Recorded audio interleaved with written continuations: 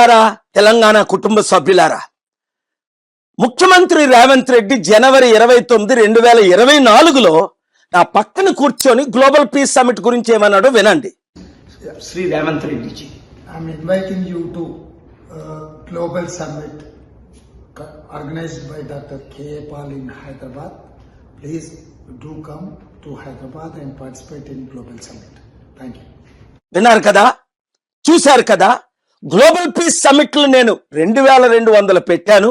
155 దేశాల్లో సక్సెస్ అయ్యాం.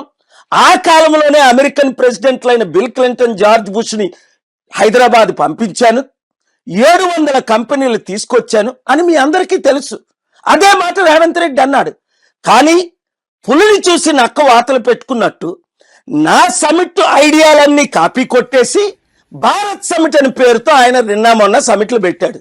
ఒక్క ప్రెసిడెంట్, ప్రైమ్ మినిస్టర్ వచ్చాడు? ఒక్క బిలియనర్ వచ్చాడా? ఒక్క ఇన్వెస్ట్మెంట్ వచ్చిందా? 100 కోట్లు వేస్ట్ చేసి రాహుల్ గాంధీని పిలిపించుకున్నారు. ఒక బౌన్సర్ లాగా ఆయన చుట్టూ తిరిగాడు, కానీ ఎయిర్పోర్ట్ లో ఒక ముఖ్యమంత్రిలా బిహేవ్ చేశాడా?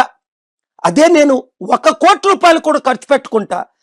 2024 నవంబర్ 23 లాస్ ఏంజలస్ లో పెట్టిన సమిట్కి 198 మంది లీడర్స్ వచ్చారు. రండి, వీళ్ళు మనల్ని మోసం చేస్తారే గాని మన మాట వినరు. కనుక మార్పు రావాలి. ఆ మార్పు మనమే తేవాలి. మన ఓట్లు మనమే వేసుకుందాం. రాజకీయ నాయకులను, కుటుంబ కులాలను పరిణామకూడదు. ఈ వీడియో